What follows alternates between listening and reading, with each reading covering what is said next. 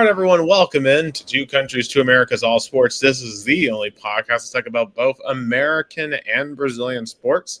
It's episode 173 here on March the 26th of 2025. I'm Nick Hill, as always, from a surprisingly victorious Chattanooga, Tennessee, United States, and from an equally as victorious Americana, Sao Paulo, Brazil, is Gus Tomazelli. Gus, our hometowns right now are absolutely killing it. Oh yeah, that's true. I mean, both cities are excited with their home teams and definitely, feeling the excitement. Um, it's interesting to compare. I guess both of them are in the semifinals, right? Right. Final four Yeah. in the NIT, Rio Branco in the semis of the Paulista A3. So it's nice to have this momentum of our hometowns, and how sports can change the environment of, and both of our cities are kind of the same size. So definitely people get it don't get it much engaged, for example, the Mogs or Rio Branco with most of the year. But when we have something like that happening, definitely people get excited. And let's go let's dive straight into Rio Branco because just happened a couple hours ago. Big win on the road versus Desportivo Brazil, which is uh it's a one of those soccer teams that has no, I call, no soul. There's no real fans. There's no like engagement. Probably nobody from the city they played knew about the game. The city of Porto Feliz didn't know about the game even happening. So it was a team that it's very organized. They have a very good investment. It's a Chinese investment group that runs the team, but it's a soulless team. Uh, they have a good team. I mean, you were able to watch. They have a good talent. Yeah. I But mean, y'all were under assault for most of that. yeah, I mean, it's insane that y'all won 3-1 because, I mean, like, and obviously I didn't get to watch the whole thing because I was working, but like, I had it on in the background and it seemed like y'all were having to defend throughout the majority of that game, especially once you guys got up early 1-0.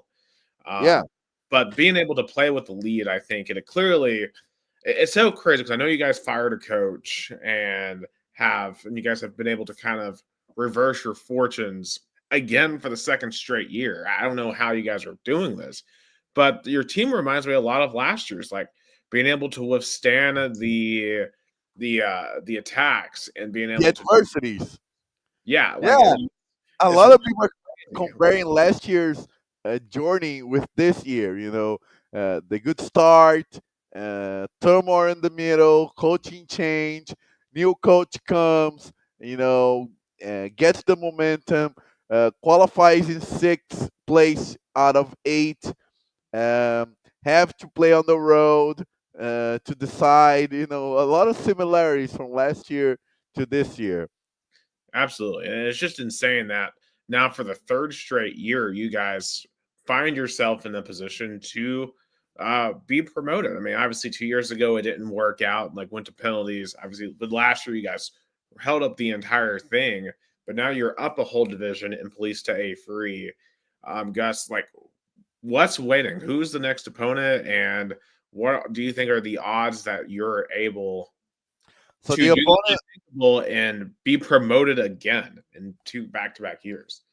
So the team is Monte Azul, the team Rio Branco faced in week two. The was tied 1-1. The game that actually Rio Branco played with the reserves. It was a controversial decision by the former head coach Leandro Melic, and so that's why I'm excited. I mean, uh, again, Monte Azul in the in the on the on the road on the again Monte Azul crossed paths with Rio Branco. I mean, 2009 they both got promoted together to the first division of the state of São Paulo, and in the finals of the second division, Monte Azul won. So, is this going to be a revenge for Rio Branco, or Monte Azul is going to, you know, get the best again. Hopefully, Rio Branco, like last year, this gets promoted on the road. The first game is going to be Saturday here in Americana, 3 p.m. Brazil time, 2 p.m. Eastern time. And the second game, it it looks like it's going to be another Sunday morning game like last year because Monte Azul has been playing their home games when the game's on the weekend on Sunday mornings at 10 a.m. Brazil time. So, So, guys, I do have a question from the TikTok chat. oh, nice Kind of a random question. What's your favorite flavor crayon? crayon in I terms orange. I mean, yeah, King orange, big orange. orange, orange. Go always orange. Can't get it. Can't get wrong with orange. Cannot go wrong with orange. But reverting back to Rio Branco, talk about what's on the line here in terms of like what it means to the club. Because if you guys go from A3 to A2, I know that jump is significant. Oh, so much. Rio Branco has been 10 years away from the A2, from the second division of the state of São Paulo. Last time Rio Branco played in A2 was 2016. So it's been 10 years away from that division. It's a step up. I feel like big because A2, it feels like it's a better state championship than most Brazilian states' first divisions. Like, is probably better than almost all of Rio de Janeiro's teams in the first division, not considering the top four, Botafogo, Vasco, Flamengo, Fluminense, same in Minas Gerais, same in Rio Grande do Sul, So A2, it feels like more like a, a level behind the first division, but not like a really big step. I feel like the step between A3 to A2 is way bigger than A2 to A1. That's the thing. I feel like the gap between A3 and A2 is bigger than A2 to A1. So hopefully Rio Branco gets promoted. And I mean, we have to make the result at home because Monte Azul is a tough team. They play really tough at home. I mean, they got a win today 3-2 against Itapirense. So, and like unlike last year, there's no advantage of like last year the if you're in the better standings, they had two advantage: play the second game at home and have the advantage of that equal result. Remember, if your Bronco wins 1-0 and the other team wins 1-0, they won by the aggregate and have the better position. This year, no, only the advantage is playing the second game at home. If they have same results, penalties. So I feel like a little bit explained on the broadcast. When you asked me about it, so kind of like that. So can I mean, and also by the way, it's so good to have a former talent coming back, like Thiago Ribeiro, somebody that played in Rio Branco's academy, started a professional journey in soccer in Rio Branco, left Rio Branco to play in Europe, came back, play in a lot of big teams in Brazil, São Paulo, Santos, Cruzeiro, Atlético Mineiro. Um, Also played in Italy, in France, and then come back to play Everywhere. for Rio. He's been Oh, everywhere. He has been everywhere. yeah, he's been everywhere. I mean, he won the FIFA World Club Championship for São Paulo. He won a lot of important titles with the teams that I just mentioned. So being back at the team that promoted him, that showed him to the world, and today he was able to make an assist and score up the penalty goal. So that is incredible. Imagine, like being back to the team that put you in the world, and because I feel like soccer does this symbolism that you try to come back to the team that you started all and bring back some title or something meaningful to kind of being like especially when you're close to end your career. Yeah, that is absolutely magnificent. 'Cause, in American sports, you really can't do that. Like, you can't go back to your high school team. You can't go back to your college team. to an extent, maybe like the closest thing we've gotten is maybe LeBron going back to the Cavs.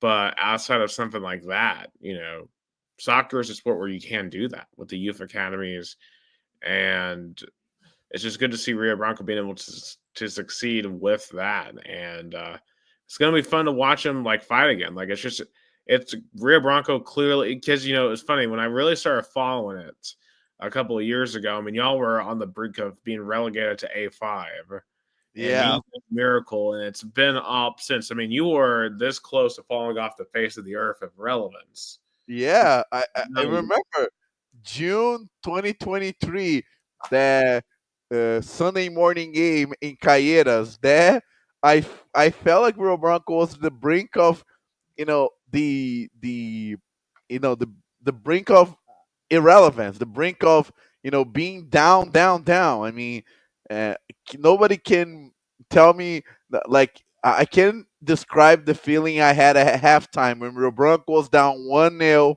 and being relegated to the fifth division. That was probably one of the worst feelings I had in the world.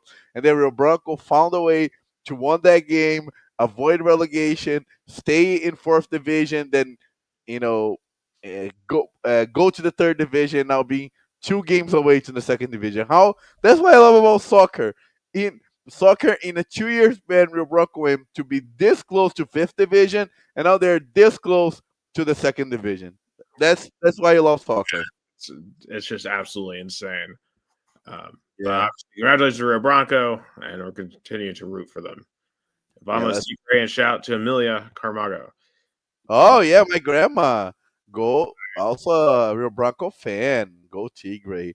And speaking of also continuing soccer, unlike Rio Branco, the Brazilian national team, Jesus Christ, what a disaster Both of performance. our nations have disastrous national teams right now. Yeah, I know. And that's why I want to talk about this topic with you. I mean, comparing the state of both of our national teams, because in some sense, both in a state of uh, hopeness, feeling this, some sort of a not being, how can I say this? Like when you don't feel confident, we don't feel hope. Because Brazil, I mean, not the result wasn't was bad. The performance itself. I mean, how Argentina controlled the game, dominated the game, scored whenever they wanted. I mean, 4-1 was some sort of a lie. I mean, it should have been 5, 6, 7. Brazil was completely lost. The only time they were able to score was when the Argentina defender made a mistake. Outside of that, you know, Argentina completely dominated the game, and it feels like almost a year away from the World Cup, Brazil has no sense of vision, no sense of direction to and no sense of a squad.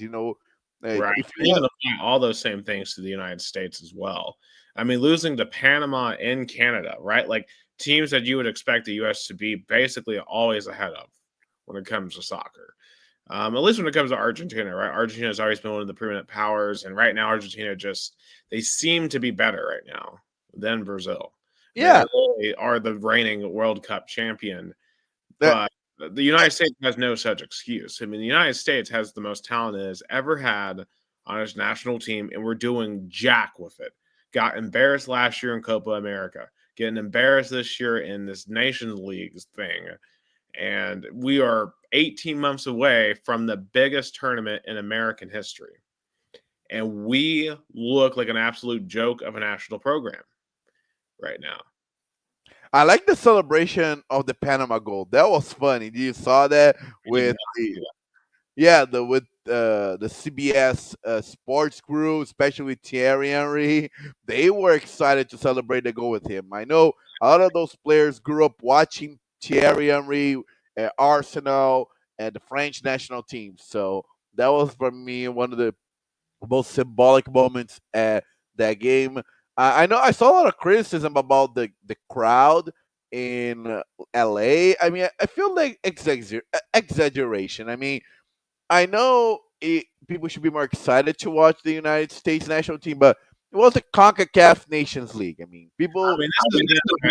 I've had a problem with Optus for years in terms of, it never truly feels like the U.S. has a home field advantage ever, because I mean, obviously we are a unique country. With obviously we have people from all over the world that live here, and those people that go and tend to root for their home countries against the U.S. And I like we talked about this when the Brazil played the U.S. in Orlando, and obviously there's a lot of Brazilians in Florida, and that was basically a road game in America for the United States. And it's just insane that like the U.S. cannot get this civic pride behind the American soccer team. I mean, we can get behind like the Olympics team, we can get behind other American things. We cannot get behind our soccer team to save our lives. And of course, the whole American Outlaws thing is a failure. Like, I mean, tell me one cool thing the American Outlaws does outside of maybe, I believe that we can win. That chant's cool. But I don't feel like American fans are known for anything special. And that's not a good place to be heading into the 2026 World Cup. Like, you want to know that the US home matches are going to be um hostile. They're gonna be a home field advantage. And I don't know if I truly trust that for the US.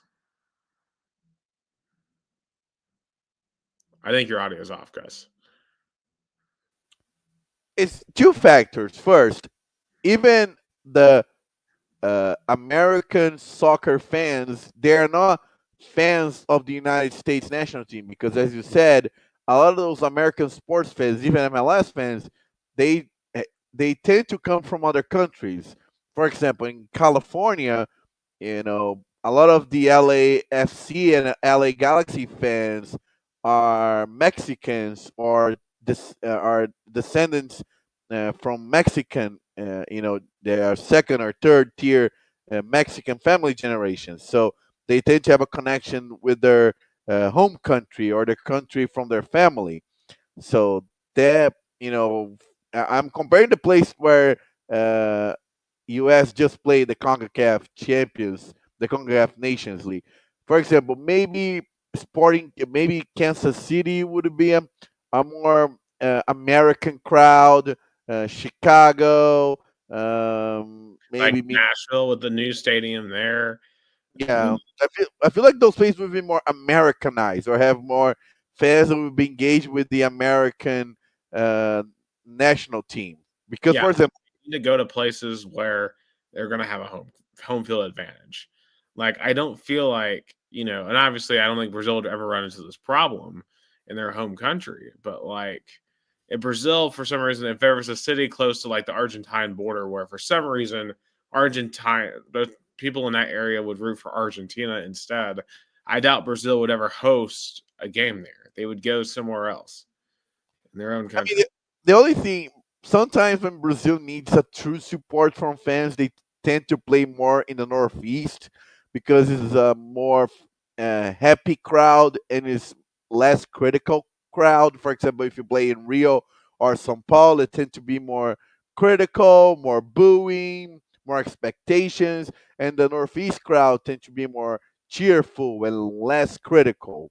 Right, So like going to like Belo Horizonte or somewhere like yeah, that, which, yeah. that may have not worked out so much in the past at times. No, no, it. So, I mean, officially, Dorival Jr. hasn't been fired yet, but it feels like he is going to because after that disastrous performance on Tuesday, I wonder if he can continue. Oh, shout out to our Facebook viewer, Liar Schwab. Say in DC, fanatic fans call Baja Bravas and they sing in Spanish. And believe it, America learned yeah, yeah. That's an example we're seeing. Like even in Washington D.C., for example, D.C. United, or even he's saying in Seattle, there's a big Hispanic community. Yeah, absolutely. And those places have very strong soccer cultures. Chattanooga has a pretty strong one. I'm going to experience that next week with CFZ versus Red Wolves, which that's going to be a great game. Oh my god, I cannot wait. I'm gonna watch it. I'm gonna try to watch because I will be there. I will be sending you. If Please, I'll send you please, pictures of videos from inside please do, the stadium. please do, because I mean, it's I think you told me that it's the first ever meet between those two, and it's Yes. going to be in a playoff game. So can't get any better. Yeah, it's gonna be insane. Yeah, but obviously Vladimir Jr. he's gone. Marcio Pacino obviously is not gone. He's just obviously staring a major rebuild of the national team, and that's not the place you want to be 18 months before the World Cup. But hopefully, he's a miracle worker because otherwise, we are round of 16 at best, and that's with a favorable draw. Yeah, and I guess Americans are gonna have to be cheering even before the first game started, because they're gonna have to hope they get a good group stage, so they can at least make it to the playoffs. And last but not least, in soccer, tomorrow is the game number 2, the decisive game in the first division of the state of São Paulo championship between Corinthians and Palmeiras. First game, Corinthians won at Palmeiras Stadium 1-0. And so, Nick, what is your prediction?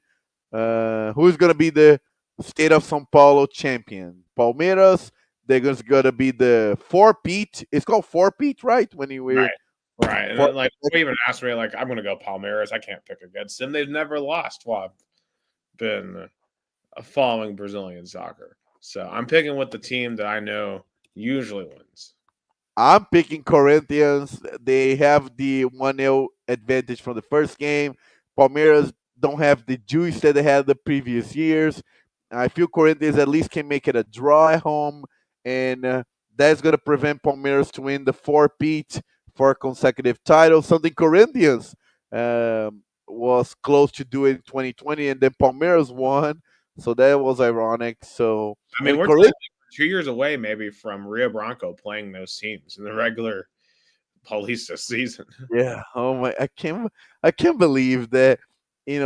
I mean, being very, very optimistic. If everything works out this year and even next year, by 2027, the optimist, or even 2028, finally, I watch Rio Branco playing Corinthians, Palmeiras, São Paulo, Santos. Something I enjoy it throughout my childhood. My childhood was watching Rio Branco play those teams year in, year out. Like every year, one year, like odd years, it will be Palmeiras and Santos coming to Americana, and even years, and Corinthians and São Paulo. There was always the tradition. Hopefully, Rio Branco can get to that stage, but for this year's Paulistão, I believe Corinthians going to be the champions. So we'll see if going to be uh, first Corinthians' first title since 2019, or Palmeiras going to be the fourth consecutive State of São Paulo champions tomorrow, 9 p.m. Brazil time, 8 p.m.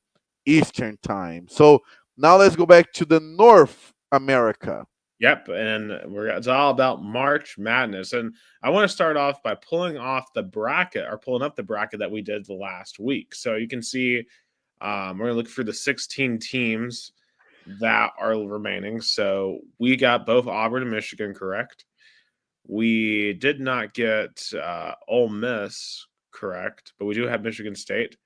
We got Florida and Maryland, Texas Tech. We got those three, but Arkansas took out St. John's here for us.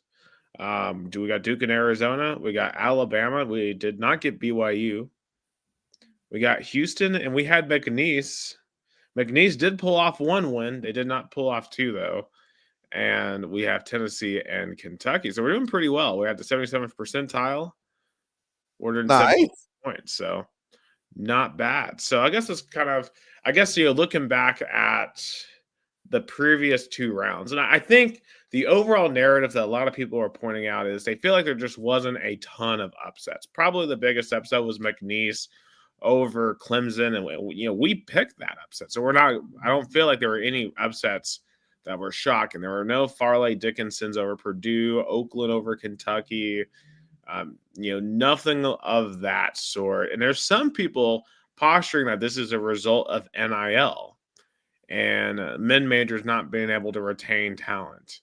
Do you think there's any validity to that? I think goes beyond college basketball. It's a consolidation that is happening in college football. The big brands, even the big conferences are gonna swallow the smaller conferences. It's the reality that college football is facing and now college basketball. And those two conferences are the SEC and the Big Ten. You know, in basketball, even okay, you have still the Big East, you still have some relevance in the ACC, but the SEC and the Big 12, they're just dominating in college sports, especially the two sports that people really care about, which is men's football and men's basketball. Yeah, I think you're right about that. And because, like, for example, the most exciting major player this year was Trayson Eaglestaff, and he dropped 40 in Alabama. He dropped 51 in the conference tournament game. He is going to go to the transfer portal, and a lot of the top players out of the transfer portal are from the mid majors. So I just, with the NIL opportunities out there, you're not going to see like a Steph Curry stay at Davidson for 4 years. Like, it's just not going to happen. And that might ultimately lead to less upsets. But on the flip side, if teams are constantly retooling every single year, in theory, you would think at some point that would lead to more upsets. But this year, it just didn't work. The mid majors this year overall were just not very good. We're not very strong. And that's why we saw the lack of upsets that we did.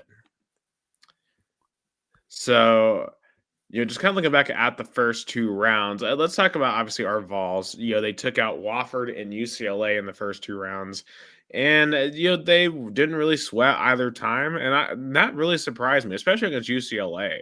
Like, that Yeah. was the most in control I've ever seen them of a big NCAA tournament game. Like, they were in no danger to lose that game at all, and they really shut down UCLA in that second half. They shut down their two big men, Mara and number 34. And Zakai Ziegler, I thought, played one of his best games as a Vol. Like, he was in full control, making some just incredible, beautiful assists. Of course, Chaz Lanier was playing out of his mind in the first two rounds.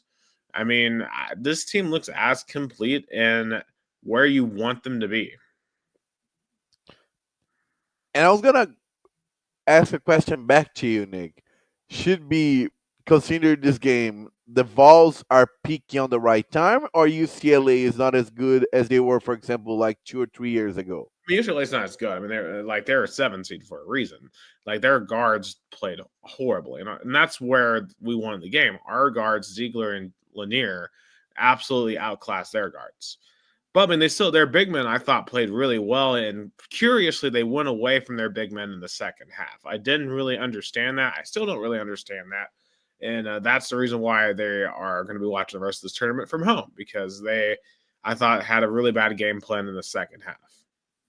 But the Vols, to me, like, think about this: they've only lost one game since, I believe, February the 16th or something like that, or like two games. That was like at Ole Miss, which was on the road, last second loss. And then they lost to Florida, a team who I think arguably you can say is the best team in the country, by like 10 points. Like, I mean, they've taken care of business otherwise. And I think this is a different team than the team that lost to Kentucky twice in the regular season. And that's, kind of transitioning into that, because to me, this Tennessee Kentucky game on Friday is the biggest game in Tennessee men's basketball history. I mean, notwithstanding the two Elite Eight games that we've had to try to get to the Final Four against Michigan State in 2010 and then in the Purdue game last year. Besides those two games, and even with those two games in the running, this Kentucky game is the biggest game in school history. I mean, with it being a true rival, it is the basketball brand in the SEC. And, you know, who knows how much more time we've got with Rick Barnes? Who knows how many more runs we're going to get? Is this it for Rick Barnes? We don't know. Like, and this might be like this is the last time we have Zakai Ziegler, and we've got to get it done now. We have to get this done now. If we're ever going to do it, we've got to get it done now. And If we don't get it done now, we may just never get it done. And that is terrifying, but that's also a low-key and exhilarating thought. It's like, all right, everything we have talked about for 6 years as it pertains to Rick Barnes, Tennessee basketball, it all either comes true or we'll just have to settle for being just a really good program. And it goes beyond that because I feel like Tennessee never had the chance of beating a rival in a game like that. Correct me if I'm wrong, but I don't remember Tennessee meeting Florida, Kentucky, or even Vandy in the tournament. So, I mean, meeting a rival like that can really impact your program because Tennessee wins, then it's and it's so funny. It might face a team that has been the rock in Tennessee shoes, which is Purdue. I wouldn't be surprised if Tennessee faced Purdue again, and then we'll meet Purdue in a different state, coming off a win over a big rival. So I hope, Tennessee making to the Elite Eight after beating a rival, it, it changed the tone to the game that, again, is going to be another. Can Tennessee make to the Final Four? Right, and then this would be against Purdue. Like if Purdue beat Houston, this would be Purdue in Indianapolis. This would be a road game.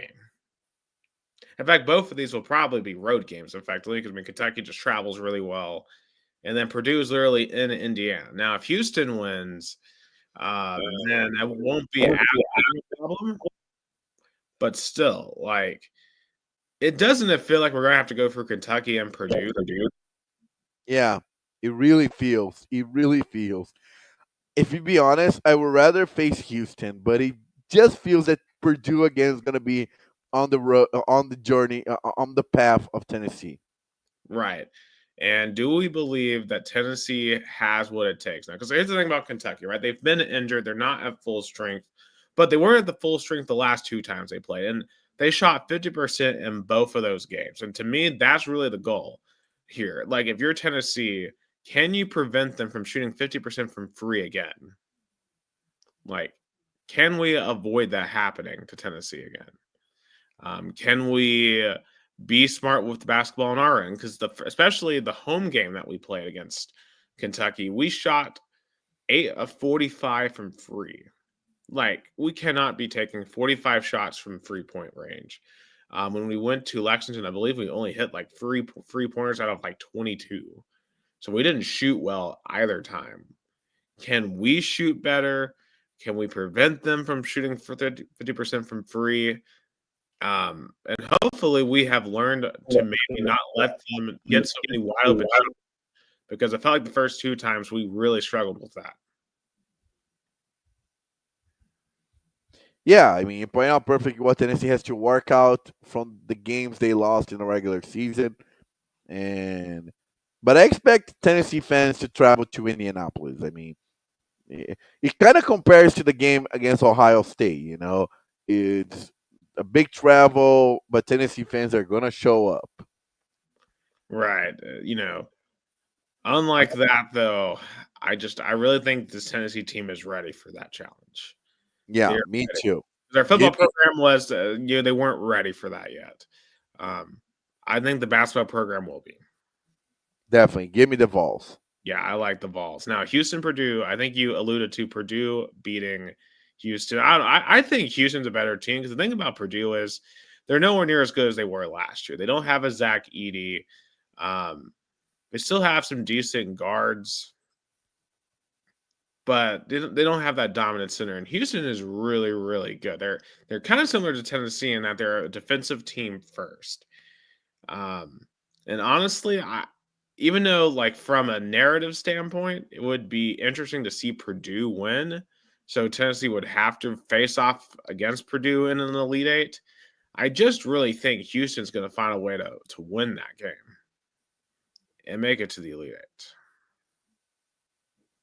Yeah, but I still. So you have Houston. All I right. don't know. I want Houston to win, but you just feel that Purdue always finds a way to win those kind of games. Yeah. So I've got Tennessee, Houston. You've got Tennessee, Purdue. What would you think would be the key in the Tennessee Purdue? How does Tennessee mentally get past Purdue? Because it feels like a large part of it is mentally getting past Purdue. Oh, Because I think obviously the big problem that we had last year with Purdue, Dalton Connect had 39 points. No one else for Tennessee had double digits. We're going to have a full team effort if we were to play Purdue again. Now, it's going to help that you don't have Zach Edey to face off against. But can you play smart on defense? Don't get into foul trouble because you're going to be effectively playing a road game. That's going to be the key there. And then for Houston, I think it's going to come down to the guard play because Houston's a very defensive team. I think it's going to be a bit of a rock fight in the game in the 50s and 60s. Can Chaz and Zakai make enough shots? And I think Jordan Gainey will be an X factor in both of these games. Gainey needs to be really good. Igor Milicic is going to need to be massive in these games because I thought he had struggled in the SEC tournament, to be honest, but he played pretty well against UCLA.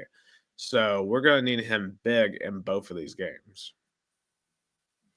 oh yeah, definitely. He needs to show up. He needs to step up. Definitely. It's unlike I feel like last year Dalton Connect, as much as we loved him, wasn't the best performance in the kind of game. I mean, Dalton Connect was the only reason why we had a chance to win against Purdue. I mean, Dalton Connect dropped 39 against Purdue. Like he kept us in that game. If no one else showed up, and then Zach Edey dominated on the other end, and plus got all the foul calls. But I mean, that's why we lost to Purdue last year. That's fair, too. That's fair. Yeah, but I'll be honest. Tennessee, in my case, Tennessee, Houston. I really think this Tennessee team can do it. Me too. I think they can do it. Like, if not now, then when? If not now, then I don't think we'll ever see it. So, whatever. Either way, however this goes down, I'll have to accept it one way or the other. I just hope we get to see it.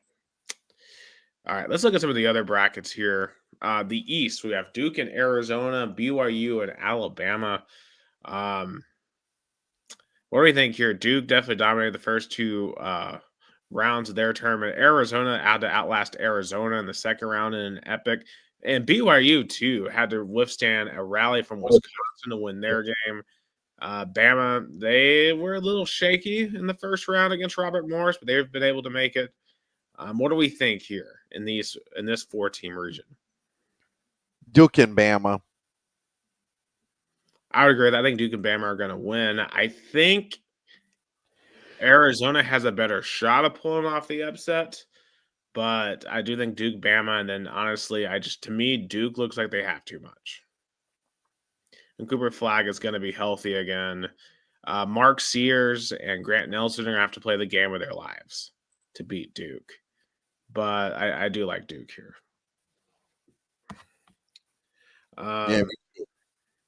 Okay. The West here. And there's some interesting storylines here. Two things I want to talk about. One, Dan Hurley, did you see the video of him ranting and raving after UConn lost to Florida, Baylor? Don't let the refs F you like they F'd us. I mean, that was a wild video. I mean, that was a fantastic game, and I knew that was going to be a hard one for Florida. And to me, Florida getting past that game is massive for them. Did you saw also the SID of the UConn Huskies was very threatening and even very mean and even threatening to boycott or something the reporter who shot that video? I mean, I saw some people trying to argue that the tunnel should be sacred and off limits. Jesus Christ. You know, in the 21st century, when you are in the environment like that, there will be someone with a camera. That's the new reality of the 21st century. Now, is it fair for Dan Hurley to be that frustrated and upset with the refs? Because I mean, I'm frustrated with the refs all the time. Like I am, and honestly, like if I were coaching Tennessee after the Purdue game, I probably would have been yelling and screaming and cussing too, leaving the court. with what happened. I mean, I totally get Dan Hurley. I don't have a problem with what Dan Hurley said or did. No, it's a fair. I mean, you're frustrated that you lost the chance for a 3P on a close game that you, in your mind, think the calls should have been the other way. It's fine to vent out. I mean, that's sports, right? You're such a pressure, such intensity, you're gonna lash it out. Yeah, exactly. And Dan Hurley's a very emotional guy. Now, you do have to wonder, does he regret not going to the Lakers? Because, obviously, if UConn, they took a step back this year with the way NIL is going. Like, I don't know if UConn's going to have teams like they did the past 2 seasons to win their championships. And, like, if he had gone to the Lakers, right, he would have gotten Luka Doncic to coach in addition to LeBron. But but but I think this moment also shows that he really cares about UConn. He really cares about being a coach. Maybe at the Lakers, he would have that passion. So I expect UConn to be back in the tournament next year, and he does a hell of a job. Yeah. Now, on the other end of this bracket, too, also a shout out to Maryland. Best game of the first 2 rounds. Maryland, Colorado State, the Crab 5 won on a buzzer beater from Derek Queen. And then after it looked like Colorado State had won with like a crazy 3 pointer with like 10 seconds left. Uh, the only buzzer beater we saw in 2 rounds, which is insane. But hey, Maryland is there. Also, Arkansas. How about Coach Cal? We left him for dead, it felt like, after the way the past couple of years were at Kentucky, how rough they started at Arkansas. But hey, there he is in the Sweet 16, and he beat Rick Pitino in the second round.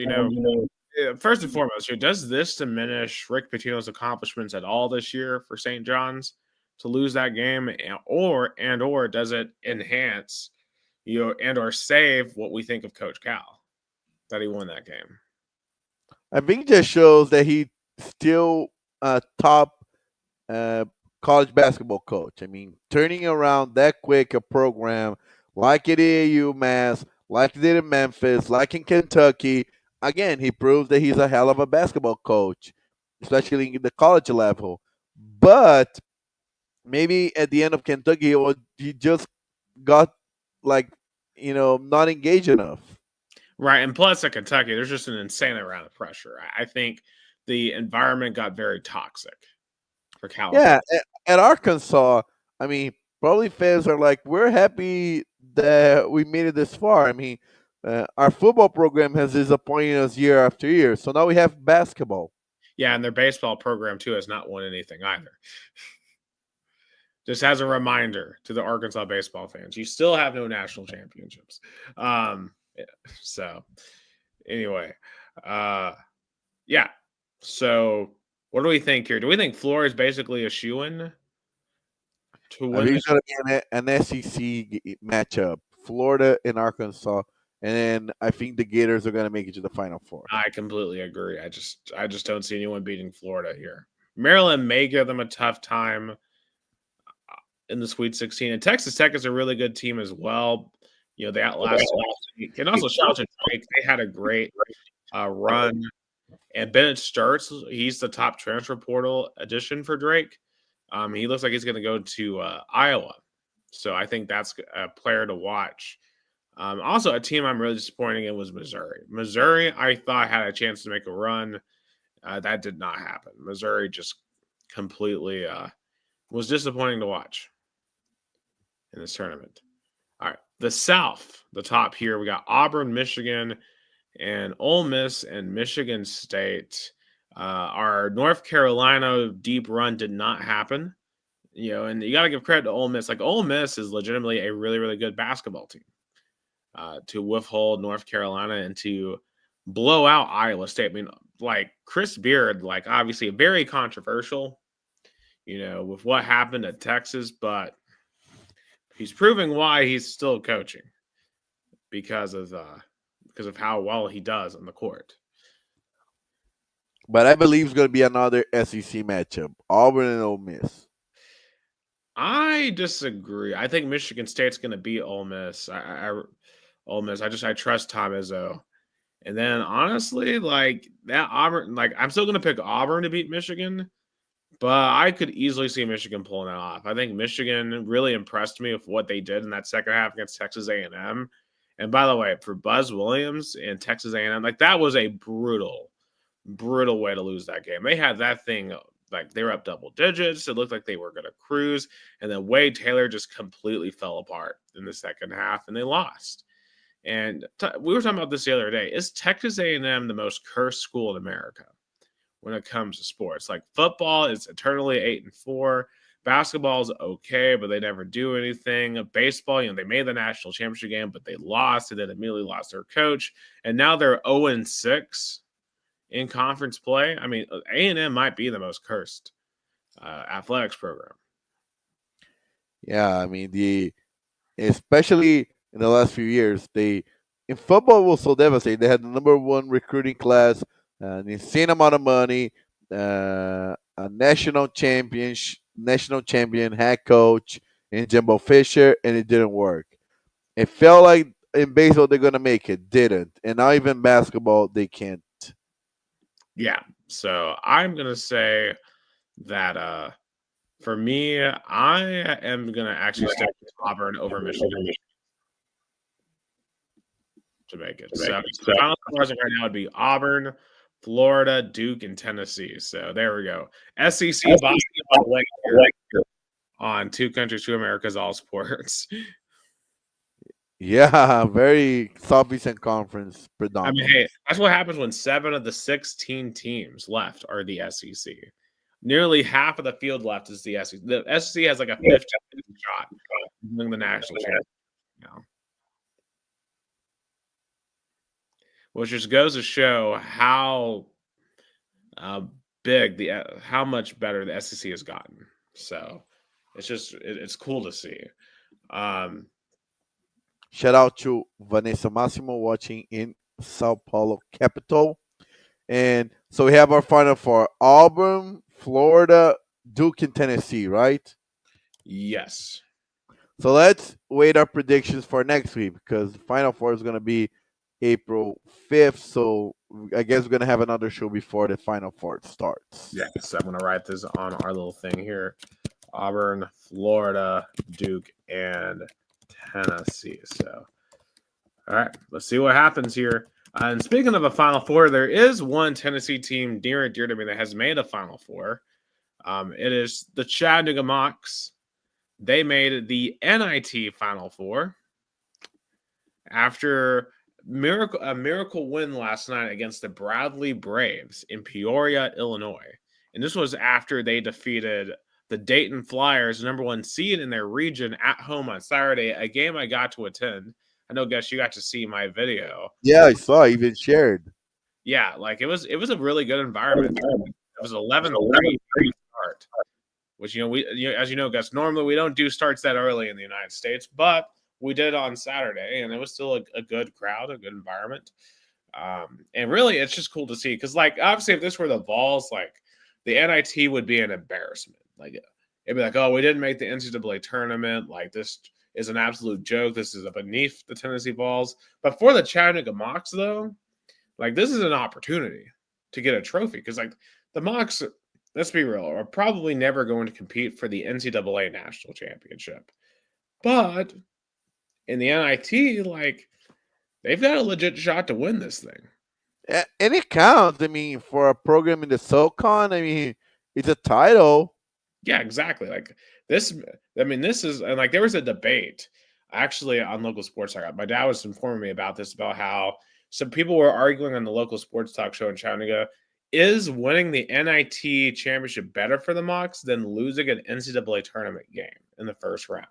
Yeah, if we had that debate last week. Yeah, and honestly, like I've had a lot of fun watching the Mocs here. Granted, it's not life or death. Like when Tennessee plays Kentucky, that's going to be like, oh god, everything's on the line. Like Chattanooga's like been a fun run for me to watch, and I thought it was going to end last night, but Honor Huff and Trey Bonham, those guys are absolute beasts. And I'll tell you this, I really do think the Mocs, if they had made the NCAA tournament, would have won their first game against somebody as like a 12 or 13 seed. I really do. Um, But they do have a legit shot to win here. And you know who they're going to play, Gus, in the Final Four? They're going to play none other than our dear friends at Loyola Chicago. Whoa. Mr. Gene. This is I'm So so excited for this game. so This is a revenge game for me. yeah, that's what I was gonna say. The Vol fans are really gonna pull for the Mox for the revenge. Absolutely. This is revenge. Avenge me, Mox, please. Knock out Sister. I think Sister Jean is still alive. So I So when and where is gonna be the game? is going to be next Tuesday at Hinkle Field House in Indianapolis. Oh, nice. So I mean, I guess the Vol fans who are traveling to Indianapolis might stay to watch the Mox. Maybe. Yeah. You know, if I had infinite money, I would go up there. But I mean, I have a place to stay if I were to, but uh, Yeah, I don't think I'm going to do that because I may do something else this weekend actually. nice. Before we switch over um, to the women, I just want to shout some basketball hires. We have Sean Miller to Texas from Xavier. He beat Texas last week during our last podcast episode, and now he's Yeah. because Texas dumped Rodney Terry. Um, we have Will Wade, of course. He led McNeese State to the second round. He's going to NC State, so he's back in big time college basketball. And then Richard Pitino from New Mexico, Rick Pitino's son, is going to Xavier and now will coach directly against his father. Ooh, fun. Big East. So what do we think here about these hires? To me, I think it's clear Will Wade. I think Will Wade could make NC State into a contender. Yeah, definitely. He knows his way around recruiting and even money recruiting now legally, and he can definitely do some damage. And I like also you know the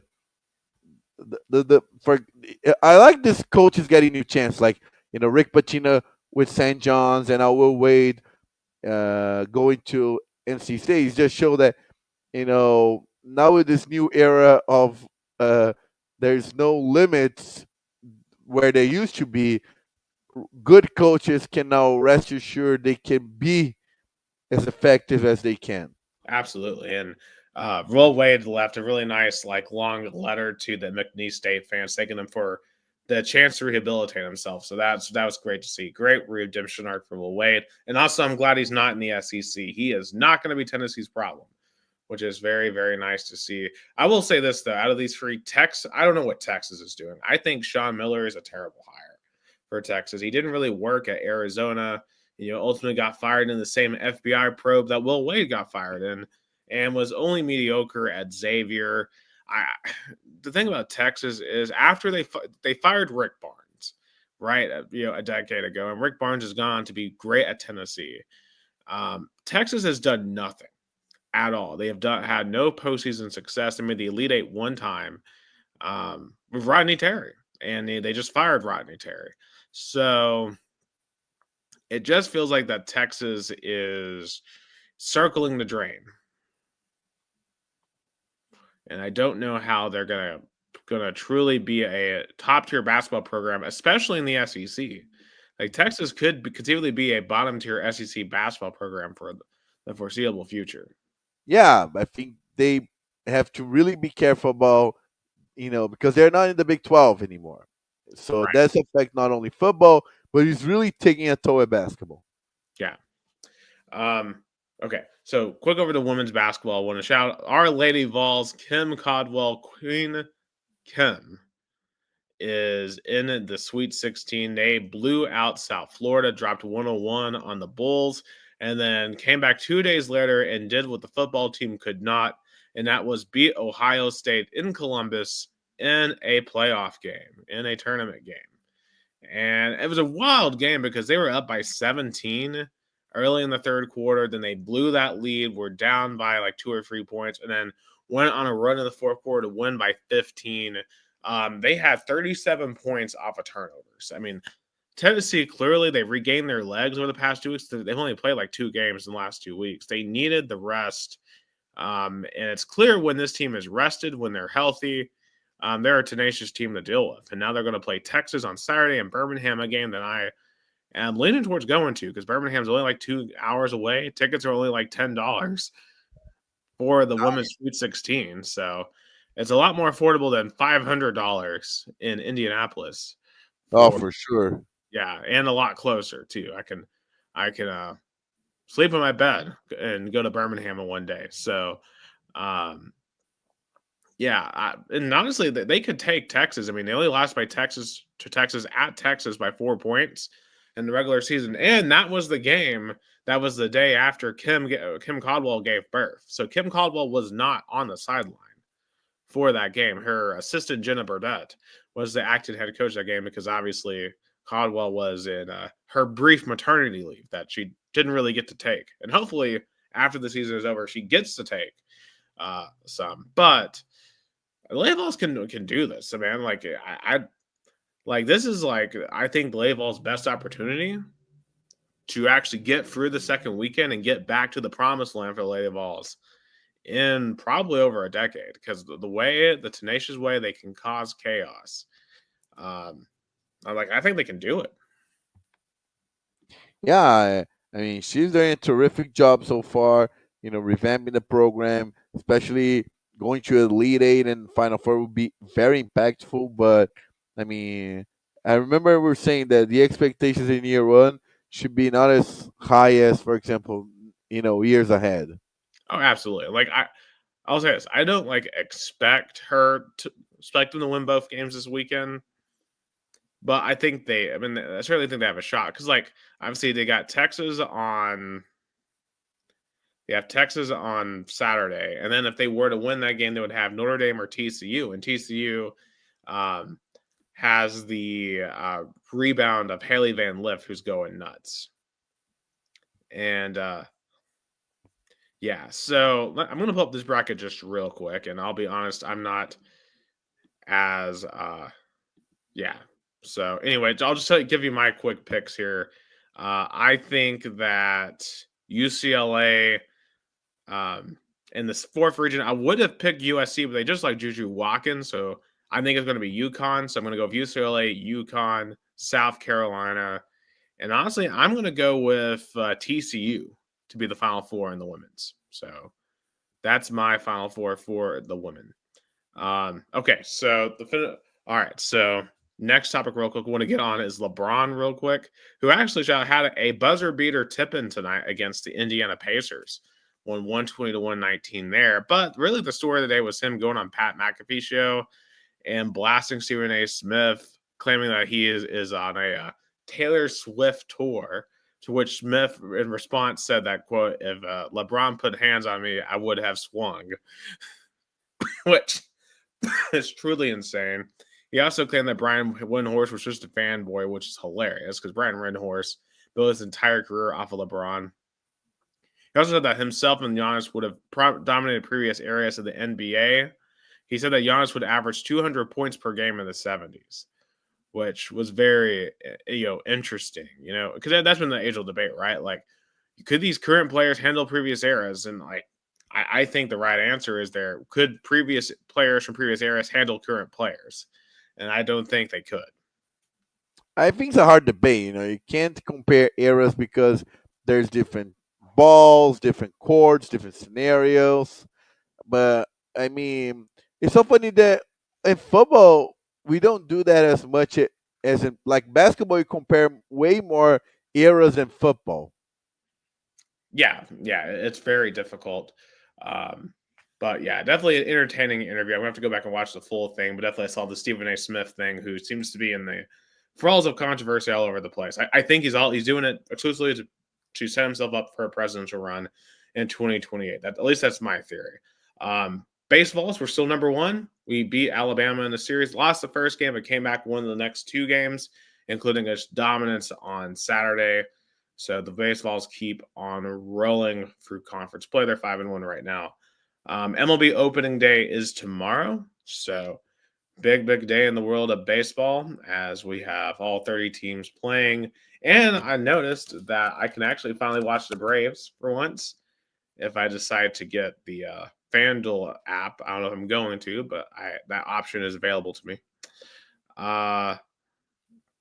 NFL free agency. Russell Wilson and Jameis Winston to the Giants. Who do we think starts there?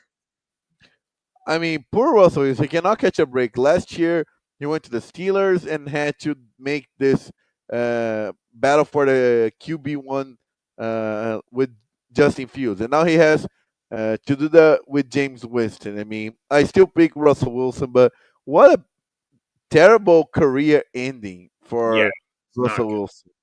Yeah, him and Aaron Rodgers both just not having the best ending at all. And it seems like Aaron Rodgers is going to end up going to the Steelers at this point. Which, hey, Mike Tomlin, he loves taking on those toxic players for sure. I think honestly Winston's going to start in the Giants, but at the very least, both of those rooms are better than the Titans too. The Titans right now, they signed Tim Boyle today, who has 5 career touchdowns, 23 career interceptions, and their quarterback room right now is Will Levis, Brandon Allen, Tim Boyle, and probably about to be Cam Ward. Just an absolute disaster. I don't think they're going to win more than 2 games this season. But something I do like is Stephon Diggs for the Patriots.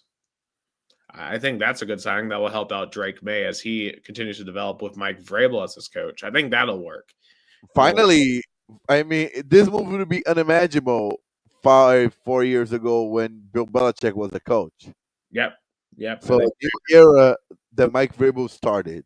Yep, I think this is the Patriots are going to be on the right track soon. An interesting situation here in college football, real quick. Stanford general manager Andrew Luck, he had fired the head coach Troy Taylor over some allegations that happened off the field. And this is the first time we've seen a college football GM fire a coach. It's just a sign that we're truly in a new era of college football. Yeah, very much so. Very much so. I think I point out to you on our group chat that, you know, adapt or die. I mean, there will be other programs having GMs because now GMs takes a big responsibility, for example, taking uh, a shield to athletic directors, even chancellors. Because I compare, for example, when Butch Jones was fired back in 2017, if had a Tennessee football had a GM, he would have handled the searching pick, and then that wouldn't affect even the athletic department or even the university as a whole, because with all of that craziness, John Curry was fired, and then Davenport left. So I think a GM shields the university as a whole. Yeah, and I saw that the University of Utah just hired one for basketball and basketball GM. So I'm just curious to see how long it'll take for basketball or for the University of Tennessee to do this and how it'll work. Because obviously, Danny White's been a very strong AD, and all the coaches are obviously very established that we have. So how quickly will they change? Like, will Rick Barnes ever want to work with a GM? Will Josh Heupel ever want to work with a GM? Those are the questions that will have to be asked.